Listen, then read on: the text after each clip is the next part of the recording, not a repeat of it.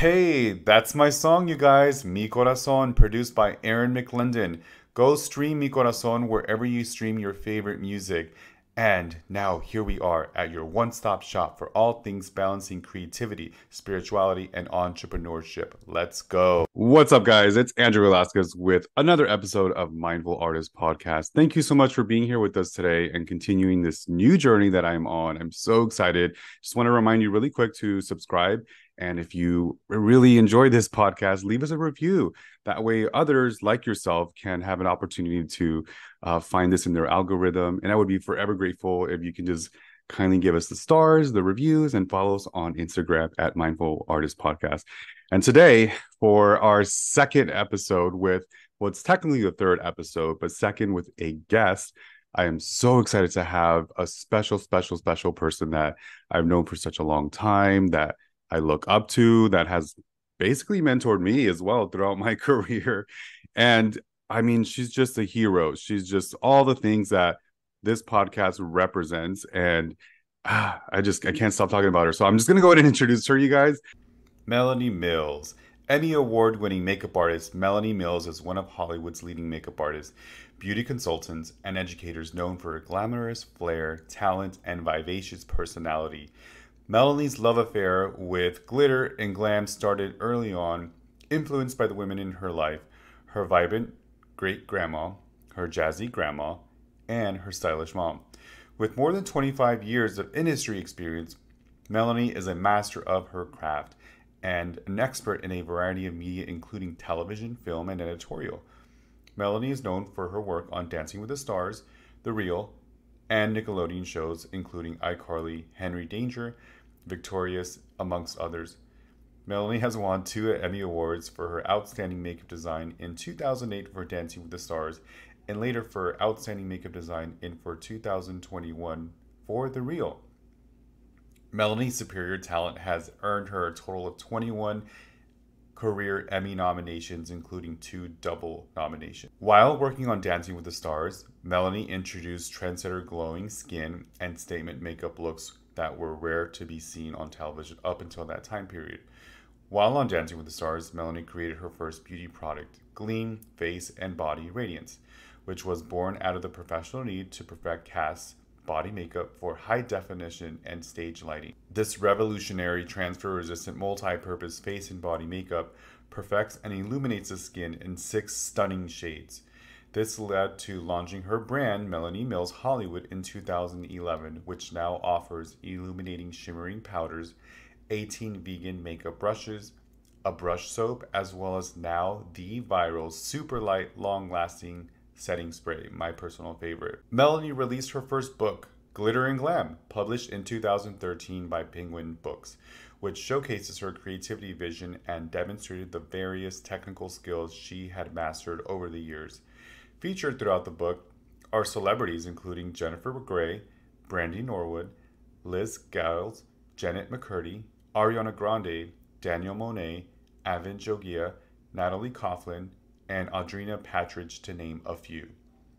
Melanie has personally appeared as an expert on hit shows including The Talk, The Dr. Oz Show, Access Hollywood Live, and Hallmark's Home and Family, and in national publications including Self, Essence, Allure, Shape, InStyle, US Weekly, OK Magazine, and Red Book, among others.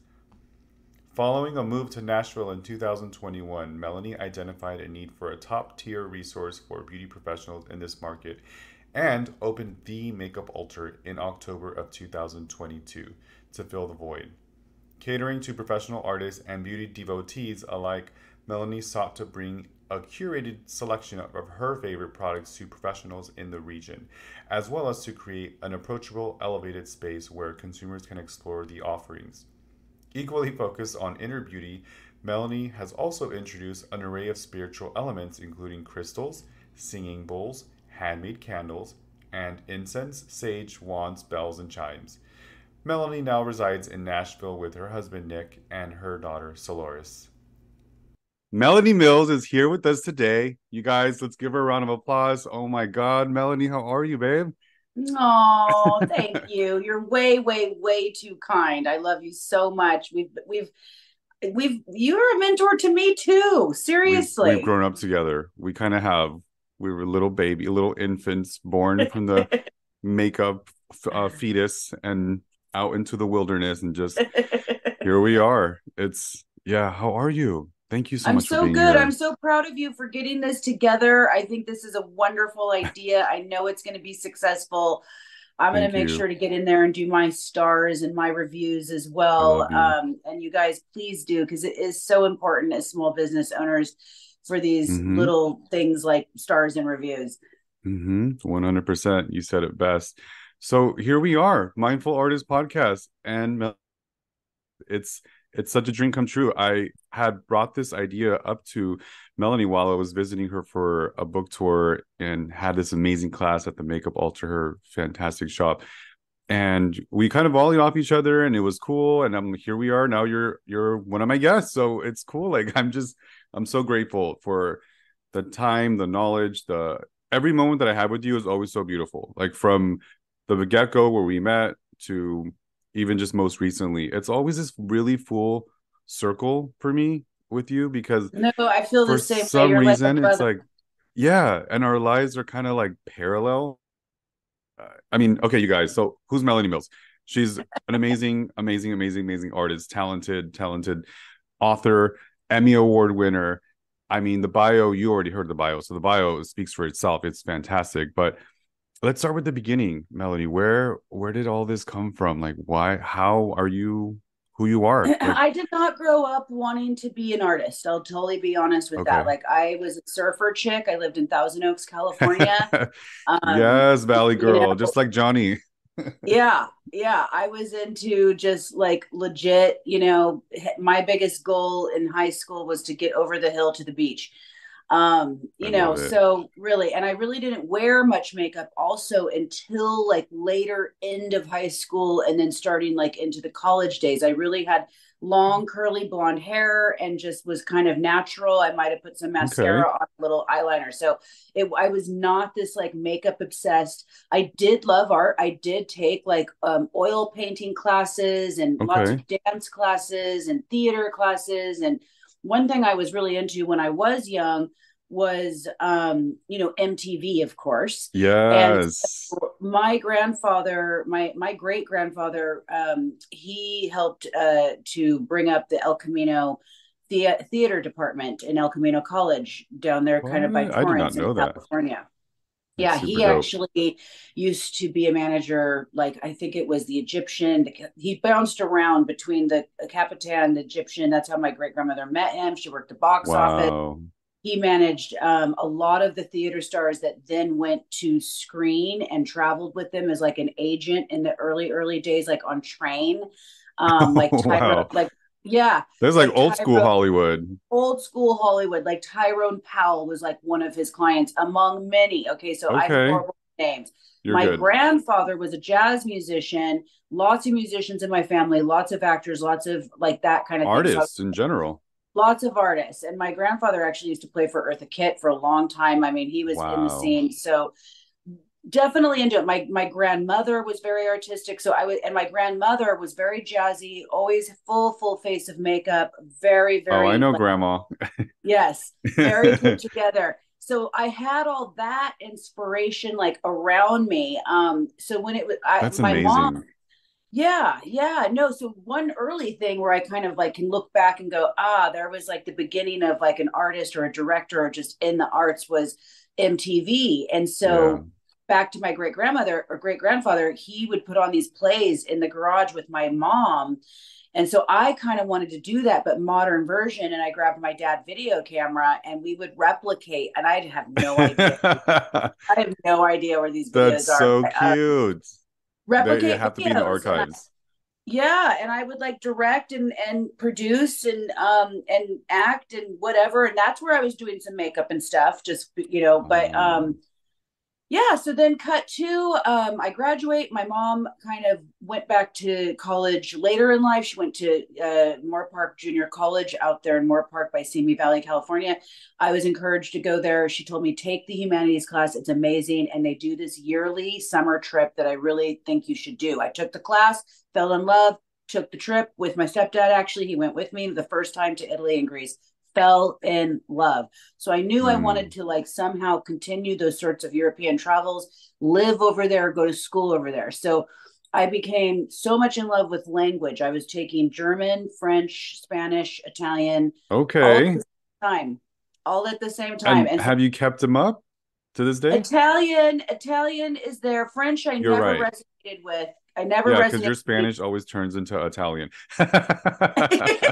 It does. And so I was raised in California, which of course, massive Spanish friends. Yeah, And so I had that in there, but the real language I learned first that really I grabbed onto first was Italian. And so that's so the French, they cool. don't pronounce anything. So that language was very hard for me to learn. Right. But no, unfortunately, I do still dream in Italian occasionally. But if you put me in Italy with a bunch of Italians only speaking Italian, believe me, in 1 week I'd be back on it. You know what I Love mean? it. But Yes.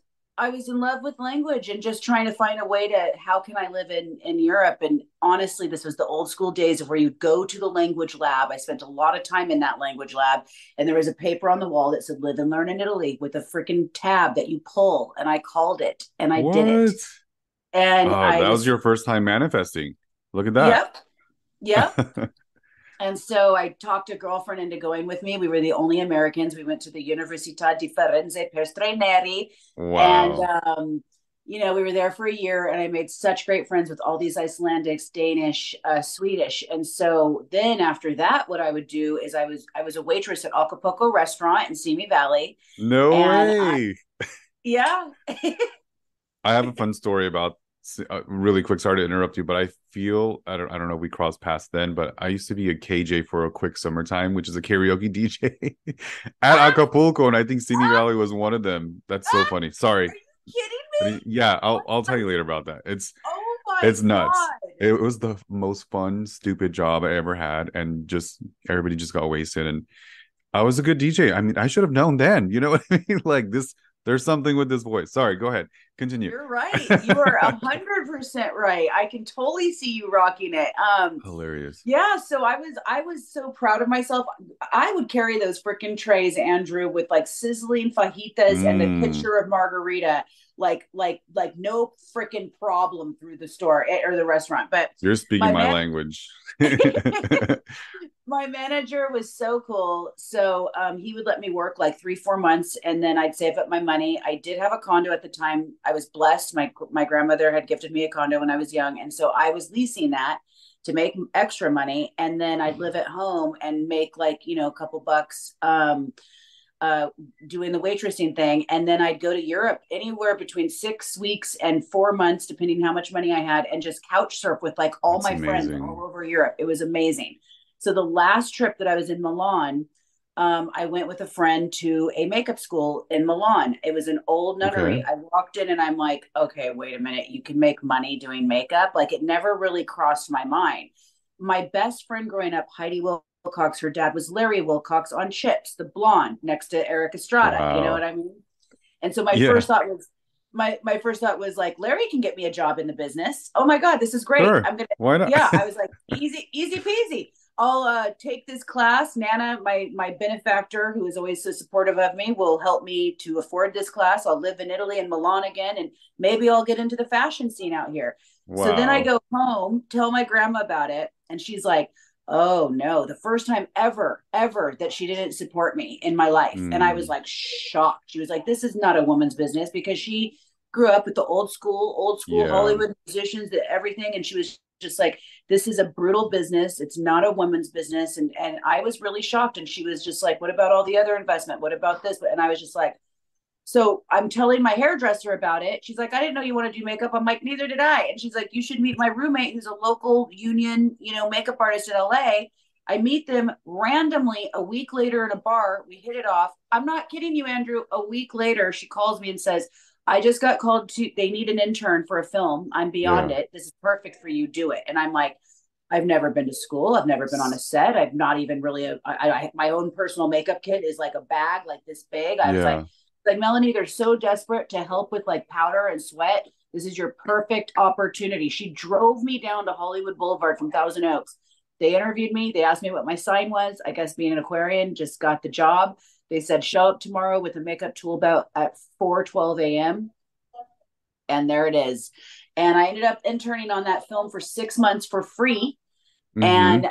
And they allowed me to go to night school at Sunset and Gower Makeup Academy for 6 weeks. That's my only formal training. The hairdresser, Lori Baker, on the show then started taking me on to all these other, like what we used to call guerrilla low budget films, like very, very indie, non-union. We'd shoot the film in 3 weeks. And then one thing just led to the other, babe. That's how it started. Incredible. I mean, I'm hearing a lot of support, number one.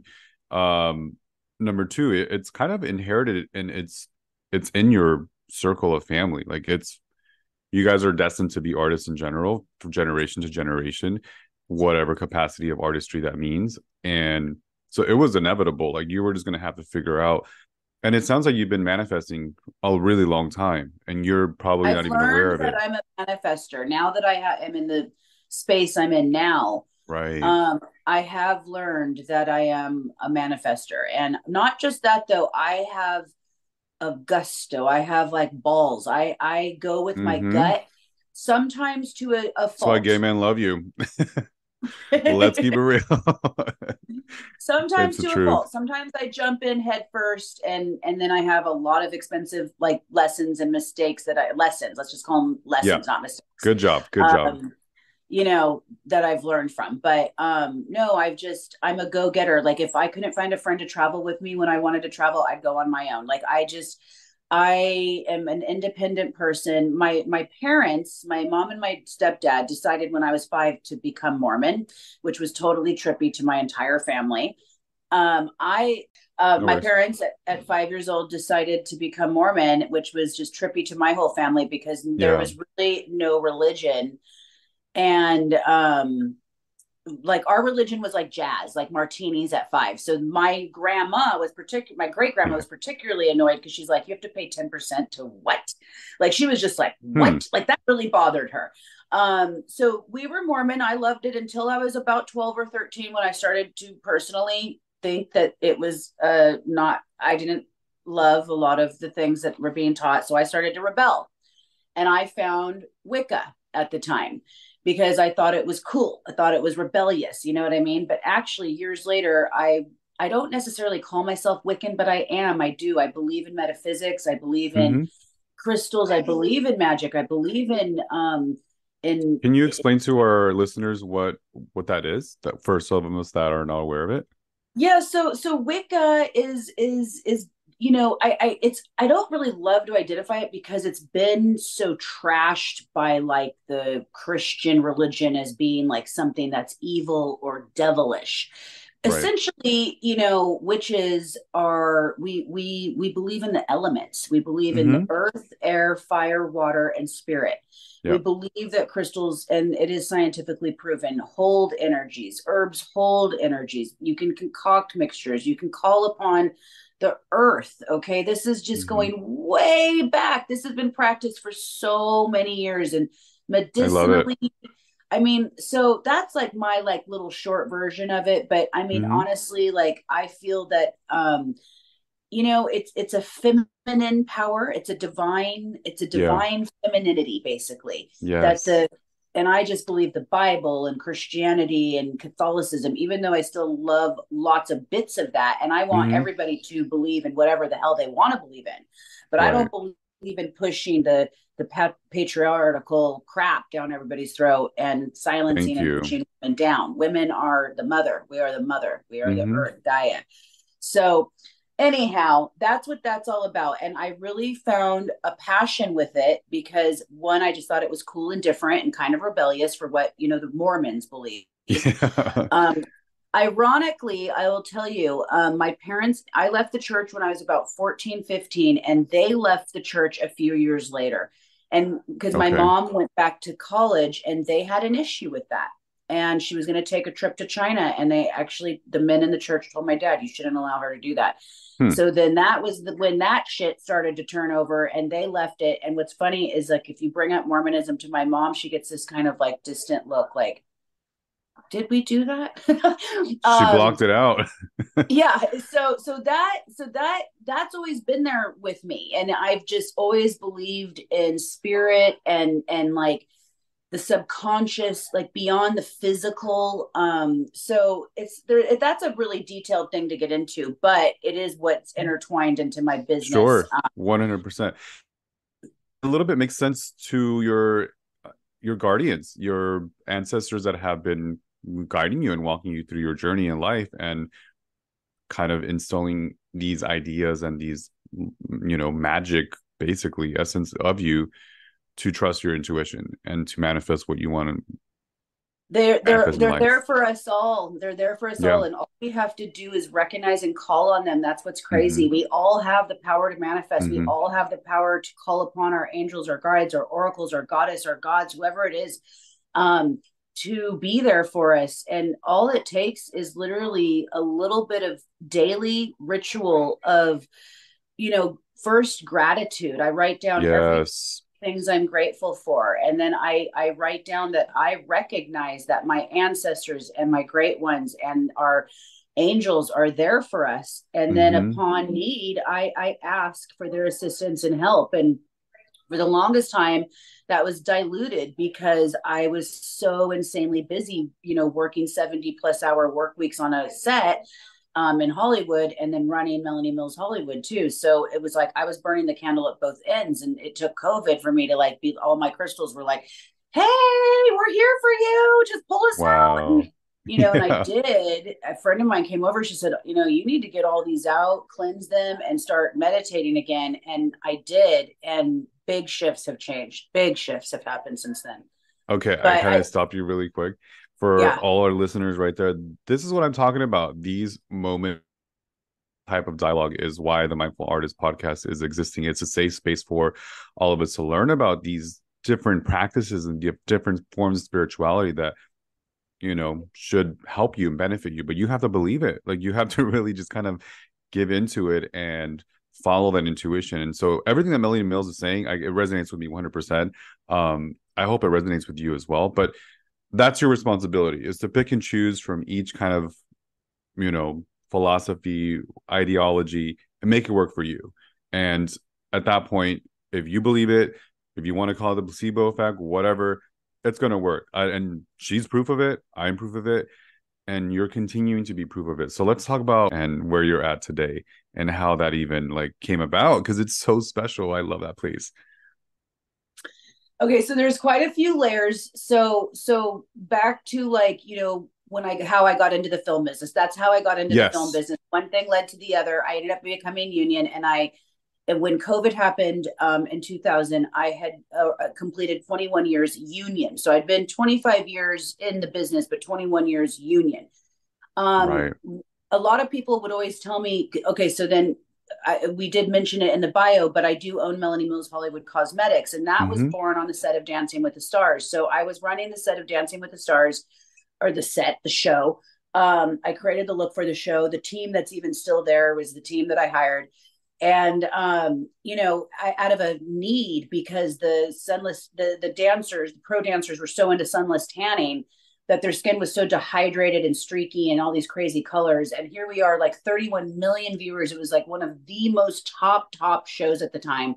Right. um, and a lot of skin showing. And, we went from a very dull makeup era, like I like to say, like the Friends era, like, a Demi Wispy Lash was like, woo, and like, Right. Yeah. and like a red lip was like, whoa. And like you did everything to fight glitter and glow on camera. It was dull, you know what I mean? And so I really Mm-hmm. had a passion in bringing out like glamour, like editorial glamour mixed with the ballroom idea of glamour Love it. to, TV, which I accomplished. And we stacked on lashes, we piled on glitter, we piled on glow.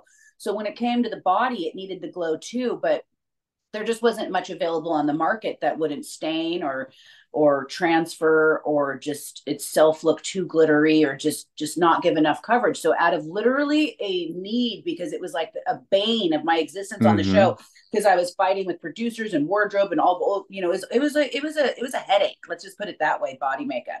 Yeah. And so out of need, I just started mixing a whole bunch of different products and testing it right there live on freaking live television with these people. And finally, the pro dancers, after about a year, were like, oh my God, Mel, this is it. We're gleaming. And they're the ones that gave me the idea of like Gleam. So that's how Gleam Face and Body Radiance was born. And now we're in our 13th year. It hit the shelves in 2011. And that's been a wild ride. I had a very huge vision of it to become like a Laura Mercier, a Charlotte Tilbury, one of those, right? And I kind of got close a couple times, but just in reflection, it just wasn't meant to be. It's like a freaking beast. Owning a brand is a beast. And I remember a lot of people saying your problem is that you're not letting go of the film business, the TV business. You're too spread thin. But I was like, but you don't understand. I'm almost 20 years in, and the pension is super important. And what if Melanie Mills Hollywood falls apart? There's no pension there. And to get out of the business and back in is very, very tough. And so I just didn't want to let that go. Plus, it also was important that I was still working on celebrities and hit shows to sell the product too. You know what I mean? So it was a conundrum. It was hard. And I did take some time off here and there and, some couple blocks of time throughout. But doing the trade shows, this is how it's leading to the shop. You have your own little pop-up shop at the trade show, right? It's like your own little store in a way amongst a bunch of shows within a trade show. And I loved that. And I just thought, oh, it'd be cool to have a Melanie Mills Hollywood shop one day. So that was always in the back of head. Plus, my mom and dad, when I was younger, owned a Hallmark store, and I used to work it like 11 years old. Okay, I've I remember this story. And I loved it. I loved like being in the shop by myself or with my best friend who I like got to work with me. And I loved like redoing the shelves and wrapping up the gifts, and I just loved it. So that was always kind of there. Yeah. And then towards the end of before I left the film business, which was my very last day, was literally March 13th, 2020, 2 days before everything shut down. And I was getting incredibly bitter at work. I was getting very bitter with not seeing the sunrise, not seeing the sunset. Because I wanted so badly to be an Emmy-winning top echelon makeup artist in the business. I have a daughter. And so I remember people saying, like, how do you do it with your daughter? And I'm like, you just do it. You just do it. Just like a doctor or a nurse or a lawyer that works these kind of hours, or a firefighter, or you just do it. Right. And then you just train your kid like this is what it is. Luckily I did have my mom, my grandma. I was married. I went through a brutal divorce. And then my love, Nick, came into the picture. Yeah. He became best dad ever. So I had a lot of support for her. And to this day, I still feel a ton of guilt about a lot of the time that I missed, but it is what it is, right? She's also got my work ethics, and she's an amazing girl. She's a boss. I was there, even though I wasn't there. It was hard. It was very, very hard. So anyways, towards the end there, I was starting to get kind of bitter, like I was, with the hours, with the politics, with the stupid bullshit.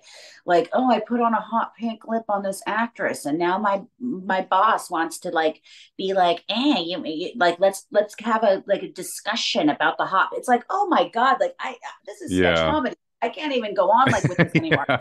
So like things like that. Other things started to really weigh on me. For example, I had to go euthanize our cat that was 18 years old. And then I had to go back to fucking work, like to go sit on the set so everybody else could go home. So I could sit there till 2 a.m. watching a couple of actors that anybody else could have done.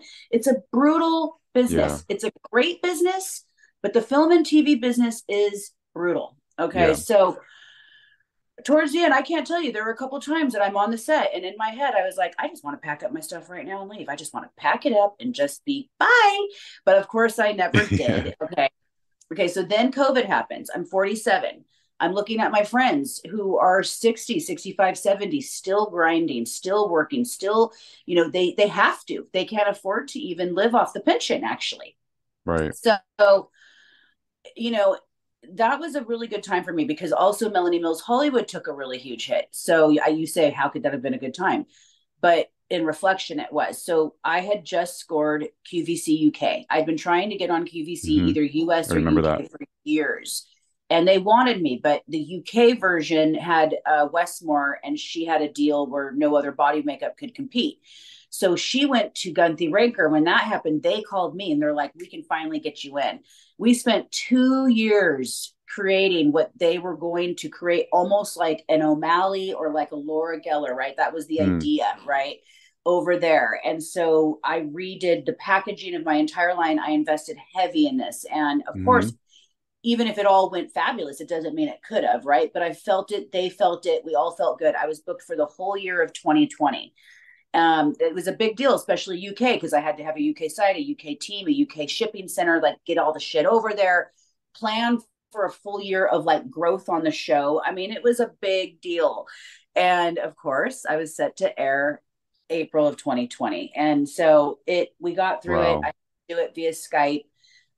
You can't launch a new American line in the middle of a pandemic, especially when the first offering is a leg makeup for holiday, because you have to like pre-arrange all your offerings well in advance. You can't just really switch it up. And Sure. so nobody wanted leg makeup with a brush in April of 2020. I mean, you know what I mean? Right. But we sold through it. We did, but they could not commit to any of the rest of the commitments. There was talk of, let's just let this ride out and then let's get you back on. But unfortunately, the team that believed in me, they ended up moving and dispersing. So it is what it is. So that was a huge financial hit. Then the film business essentially shutting down. That was another huge financial hit. I had one other financial thing that took a huge hit. Andrew, can I tell you that Nick and I did Instacart? Okay. Yeah. Like we would do whatever it took. And this is one thing that I have an issue with when I see people, for example, with the recent strike in Hollywood, people that Mm-hmm. are skilled, that are kind of like sitting there, just sitting there, Waiting. waiting for the business to start again.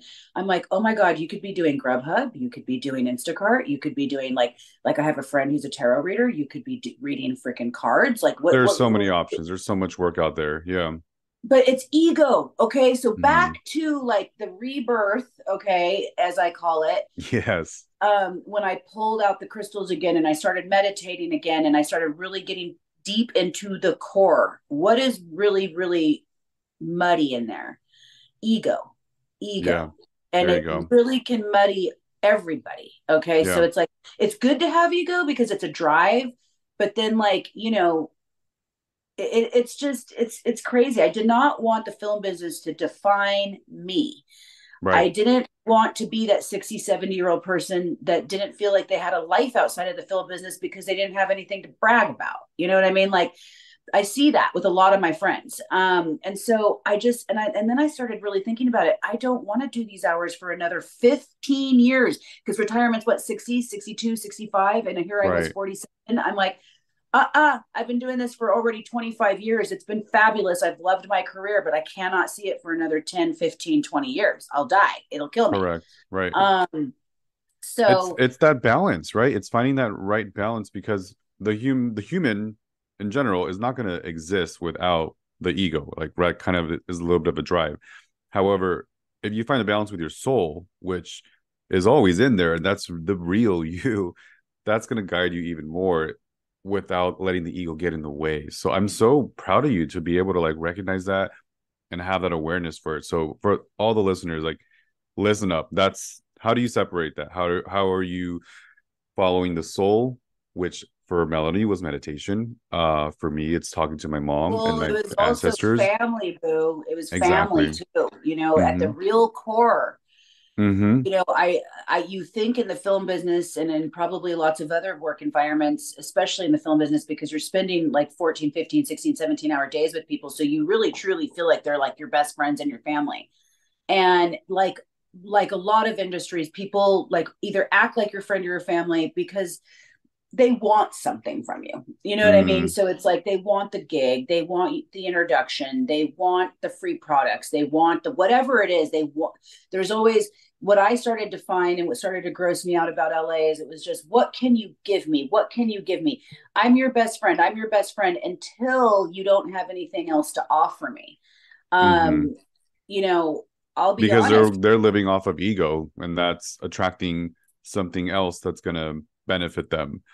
It's dark and light. when I see it too, like in energy, it's dark and light energy. And I had so many letdowns because I'm a super generous person. I truly actually did love these people and really Yeah. included them in family parties, family events. We all had our kids together. And, you know, for example, when I left Dancing with the Stars, which by the way, I was fired from Dancing with the Stars, which was gnarly. I had connected myself so hard with that show. And it was We very met rare. because of that show. Well, right, Yeah. right. But It was a good thing. because, you know, it was like literally with my book, Glitter and Glam. It, originally, while I was still on that show, when I got the book deal, originally it was almost going to be a guide of makeup for Dancing with the Stars. And then when that happened, it shifted to my vision, which is awesome. The book is And beautiful. I own a few copies and gave some to my family as well. I love it. And thank you. inspired me to make one of my own. So thank you for And doing I that. was so excited to be a part of that journey for You you. And your were. book is absolutely amazing. Thank Everybody's got to you. get your book too. Thank you. Um, and yeah, but being fired from Dancing with Stars was gnarly. I mean, talk about like I felt crushed. I felt like I died almost. And luckily, I was already in the little Nickelodeon niche because and I had some really good friends in there supporting me because Hollywood shut the door on me, boo. Literally, Mm. everybody shut all my girlfriends, the girls as we called ourselves on that show that I gave so much work to for so many years, not just that show either. Shut the door on me. My kit was stolen. I mean, I was at the time making my 3-car garage into our shipping center for Melanie Mills Hollywood at the house. And so my entire, like at that time, 15-year career worth of makeup, which I had been given so much makeup to support all these like runway shows that I was Mm-hmm. doing, fashion shows, huge reality shows, competition shows, sketch comedy shows. I had my tattoo kit from back in like the 90s. Those are the real, like where we used to have to use them like with the Mm-hmm. speed stick and paint them on with like, you know, inks and stuff. Like there was no transfers then. Right. I had that kit, my mustaches, all the stuff. I had my whole freaking kit in my trailer because I owned a makeup trailer that I would rent to the studios, which at the time was being rented to Dancing with the Stars That's so because I cool. needed all that stuff like out of the garage. Can I tell you that half of that was stolen by the person, I won't even get into names, that took it over? So it's like, and I remember my union president going, Melanie, let it go. You have so much. And it was just, it was heartbreaking. Yeah. I was bitter and heartbroken, Andrew, up until literally the end there, even, and realized that I've got to let this shit go. It was Like, toxic. so toxic, so heartbreaking, so all these things, you know. But like I said, luckily I did have my little Nickelodeon world to like get into, and I was there for 15 years. And I had Melanie Mills Hollywood that I kept trying, you know, to build and do and grow. So when COVID happened and it all collapsed, and then I had a beautiful home in LA that I loved so much that I was very tied to the heart. It was we had to sell the house to get out of all of the debt, right? And that was a really hard pill to swallow, but it was my faith. It was the daily meditations of digging super deep with the guidance of just all the elements that we have available to us. And on one of those days, I was like, where do we go? Where do we go? We'd been wanting to get out of LA for a while, but we kept looking at places where I could still fly or drive into work, which would have been ridiculous. But and one day it hit me. It was like, it was literally as if they said to me, just like a train, like screaming it at me, Nashville. So we had never been to Nashville. Wow. We didn't know anybody here. We had been wanting to get out. We needed to get out of LA because even though we did have a little money left over from the sale of the house, it wasn't enough to live the way that I want to live in LA. I also have my daughter, 2 dogs, my dad living with us, a shipping center. I had a lot going on to handle, you know. So it's like, so we freaking, I knew an actress that just moved here. She referred me to a realtor. She showed us around. We spent about a week and a half out here. And down the street from where the shop is right now, a beautiful November day, actually, lunch sitting there. And I looked at Nick and Nick said, this feels good. And I said, let's just fucking do it. And so we rented a house down the street. We left my dad in LA with our office manager and the shipping center. I said, we're going to give this 1 year. I didn't want to move it all to maybe not like it or, you know, Sure. and We did not know we were going to own a shop. In the back of my head, I was like, there's tons of celebrities in Nashville. I'm sure I'll end up doing like makeup for celebrities, even though I really didn't want to. Okay. But that in the back of Mm, my head, I'm like, there's that though, you know?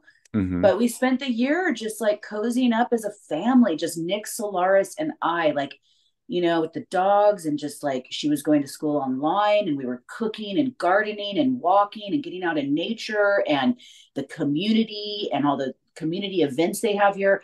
You know, even though Nashville is bigger than it was like say 5 years ago, and they all complain about it, it's still quite a small town, Hmm. 600,000 people compared to LA, 13 million. And Sure.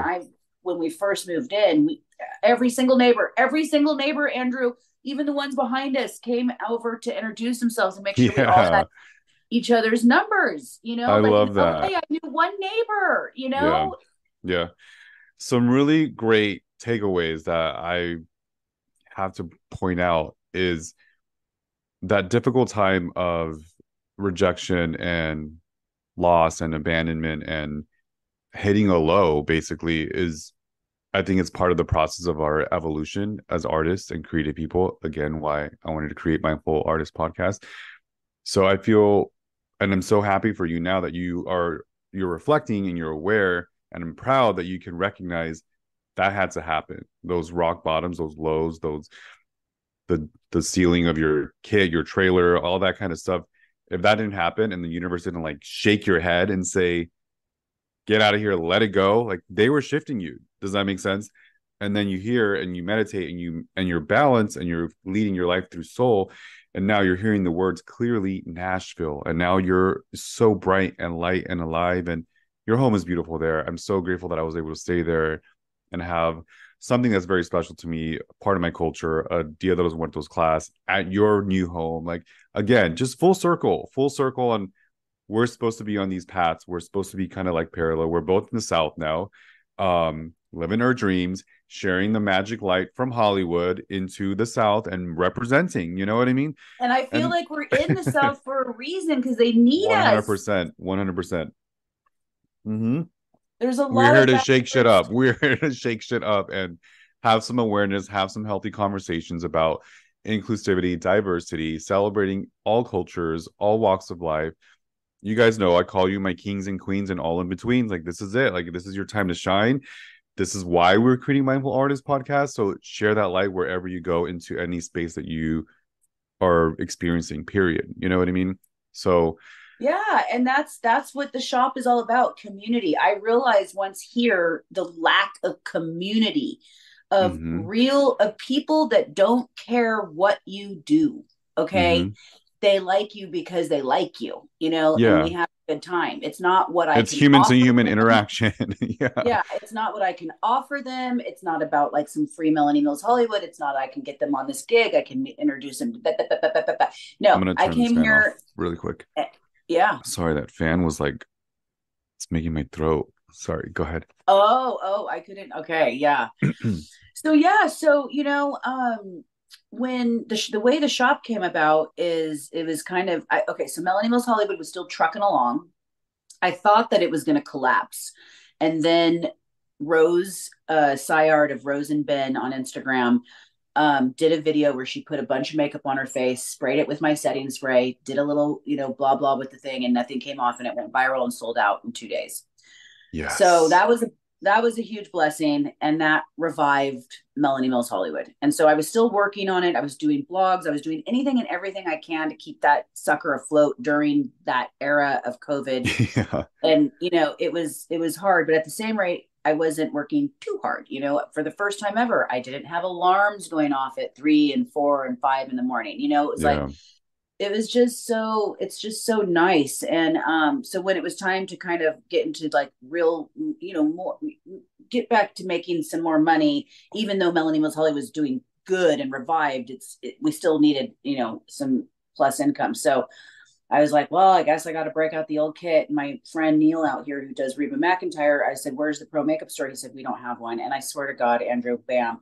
And I have, as you saw when you stayed at the house, I have a whole room. I call it the Zen room, the Zen den. Yeah. It's like totally dedicated to all the crystals. I have It's a beautiful. rotating. working altar. I try to spend every morning in there and often nights and do a bunch of just meditations and stuff in there. And I thought, but I would do these vision boards, and I had like a home. Mhm. Of course, home was very big on it, but also I did actually put a little picture of a shop on the last one, and Nice. still thinking kind of Melanie Mills Hollywood, some sort of idea with makeup. And then like when I heard there was no professional makeup store, it was like, oh my God, that's it. And then it was like, okay, Genius. makeup. And then if I'm going to be in a shop all day, I need my altar, makeup, altar. To me, the two went hand in hand, and bam. I mean, it happened. I mean, And just like bravo. I became just how I became a makeup artist, things just fell like Hmm. bam, like literally the name, register it. I was on the hunt for a house shop. I wanted to be in Five Points. Hmm. 1 month later, bam. It was under construction. Incredible. It did take a while, but and it's funny, I have so much love for the community. So this is all about the professional makeup artist community. It's about the love for the men and women within the community that, want better advice and expertise for their makeup choices, and how to, like, especially with mature women, and especially Hmm. with guys wanting to be femme, whether they're Hmm. straight, gay, or Hmm. trans. And it's not a drag makeup, it's a femme makeup, and they're very scared out here. And I'm so proud to be a safe place for them. Yeah. And just the women, I get a lot of the 40 plus that just don't know what to do with themselves anymore. You know what I mean? And then it's a guarded professional community out here, and I love that we have these like free artist mixers where just let's all Hmm. just get together, makeup artist master classes. We're stronger together, community. So it's wild. I'm so proud of you. I am beyond proud of you. And to have experienced it and witnessed it in person is just even next level. So if you guys are ever in the Nashville area, please hit up Makeup Alter at Nashville. And the fact that it is this safe space for LGBTQ plus IA and all walks of life, because that's what you are. You have that light within you. So people are going to come in and trust you, your family owned business, Nick, Solaris, like everybody. It's so gorgeous. And it's multiple levels. So you have multiple rooms. The bathroom is incredible. Um, and so not only can you get your professional items for pro artistry, but you can also come in and get your cards read for tarot. You can also have a cleansing. You can also have a personal mentorship through the queen herself, Melanie Mills. So I mean, what a beautiful experience to like witness all that. And again, just so proud of you. I had all these cool questions for my guests when I ask about practices and routines, but we pretty much covered all of it because we just do that. And you are creative and you are spiritual, which are all the things that we talk about. But I do have some what I like to call wrapping up mindful artists rapid cues, and just wherever you are at the top of your head, these rapid questions. You don't have to think about it too hard. Just go ahead and answer it. So, who is your hero and why? Question number one. Hmm. Well, I would have to say my nana, my great grandma. Yeah, Honestly, she's been very present. she's very present. She's still present. Mm-hmm. And yeah, for sure. She, was married. He was a musician. He cheated on her, left her. Then met my great grandfather, who they had a wonderful relationship. He died when my mom was 13, and then my nana was just done with men after that. Didn't want to even bother. And she is literally the reason why every single person in our family has any sort of success. She was a Yeah, very smart woman. She came from Texas. She sold the land, kept the mineral rights. She was a part of the oil days, so she had the money, but she was smart with the money, and she was smart with the way that she invested in all of her kids and all of her grandkids. Like for example, Solaris is going to school because of my yeah, mom and my great grandma. You know what I mean? amazing. So it's like, and just she was such a strong woman, and she believed in the women. She actually gave a little more to the girls than the guys, because she was like, the guys have it so much easier. So she just really taught me a lot of great ethics, and it's really the women in my family. But yes, number one, her. Yes. Love her. Love grandma. So happy I met her as well. Question number two. You didn't ever get to meet Nana. She was my great grandma. Oh, I'm so sorry. She Got it. passed when Okay. Solaris was 6, but we did have 5 generations up until that point. You met Grandma Gigi. Yes, Yeah. Gigi's who's glamorous too. I love Yes, her. and she's Sorry, I didn't mean also to a confuse youth that. role model. Cool, cool. Okay. Thank you so much for answering that. Yes, she's a beautiful hero. Grateful for her. Question number two. What is your favorite music album of all time and why? Oh God, this is so It's hard. got to be one.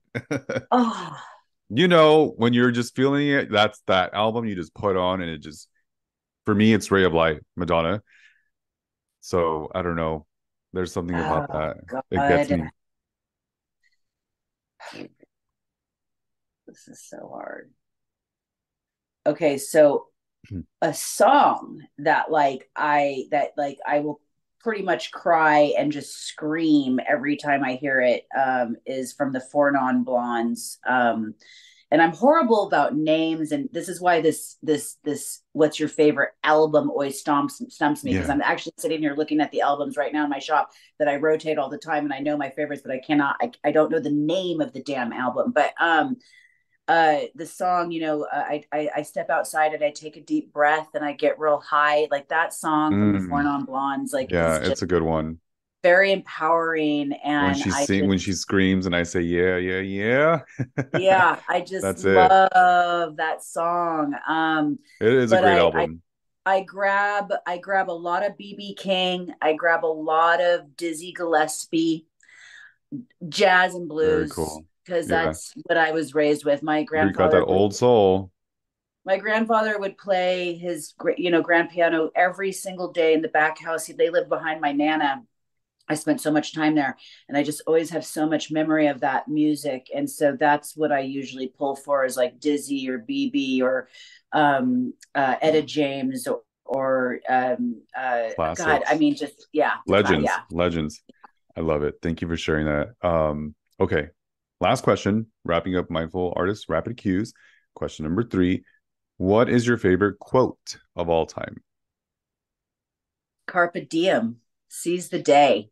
Yes. Preach. Carpe Preach. diem, seize the Seize the day, day. I love it. If I had a fan, I would clack it, but that was baby. beautiful. Oh my God. Melanie Mills, you're a joy. You're a light. You're an inspiration. You're beautiful in and out. I'm so grateful to know you and call you a sister. Where can we find you? Where can we follow you and support your businesses? All right, so you've got the Makeup Altar Nashville. That's with ALTAR. That's on Instagram and Facebook. I'm way more of an Instagram girl, though. I'm very active up in stories with like kind of personal and just what's happening, as well as posting. So that is at the Makeup Altar Nashville. Also, the makeupaltar.com is the shop. And then there's Melanie Mills Hollywood, the .com. And then on Instagram, it's Gleam _ Melanie Mills Hollywood. I also do one-on-one education here for the everyday person, whether it's a mature glam, a young client, or like I said, a guy wanting to learn femme. But I also teach beginning makeup artists, and I even still will teach professional makeup artists that are already like have their game going, but just want to learn something new. I do also offer Zoom mentorships, so you can book an hour at 150 or 3 hours for 450. Is that right? Anyway, you save a little money if you do the 3 hours. And I do recommend the 3 hours because we do 1 hour increments, and I always give homework. And this can be on anything. You want to build a makeup brand, you have a brand, you've got questions, you want to transition from a hairdresser to a makeup artist, you're finding yourself in a stump in some sort of career, you want to write a book, anything that I've done and I've done well, I'm here for you to mentor. And so I also offer that as well. And then here at the shop, like you said, tons of things for the community. So if you're Hmm. in town, check it out for sure. Incredible. Such an And inspiration. my book is called Glitter and Yes. Glam. No, I love it. See, you guys, like, how cool is she? Okay. Artistry, number one. Celebrity, Emmy Award winner, number two. Um, Gleam Melanie Mills Hollywood, Face and Body, such an incredible product. The setting spray is the best. And listen, I'm 20 plus years artist experience as well. Tried them all, tried spray, water, aerosol, all the things. But Hers, hands down, face, body, it will last all day. I'm in humidity. I was Michael Jackson Thriller for Halloween week at Paul Mitchell and teaching for probably like 12 plus hours. I wore that full on prosthetic scar wax, um, chroma cake, airbrush, and sealed it the heck with the body spray. And it lasted 12 plus hours in the humidity. And I the book. developed it for the humidity because the Gleam creams, the radiances are a moisturizing base, and we all know what that does in humidity. Mm-hmm. And so I literally developed it to lock the creams in, especially for body makeup for humidity. So I had no idea. I actually did have it dermatologically tested to make sure it is safe for the face because it is an aerosol. But it is amazing. It is. It is. But thank you. I love it. And then the book, love the book as well. The brushes and the makeup altar itself. I mean, just an experience. So full experience with Melanie Mills Hollywood. All the things, makeup altar. Follow her, hit her up. And I just want to thank everybody so much for joining us today. I hope you got a lot of insight with my special guest, Melanie Mills. She's amazing. Go out there, do something special for somebody else, and much love and light to you all. Don't forget to follow us at the Mindful Artist Podcast, both on Instagram and all podcast streaming services. Thank you guys. I'll see you at the next show. Bye. Say Thank bye, you, Millie. Andrew. Thank you, everybody. Love you. Mwah.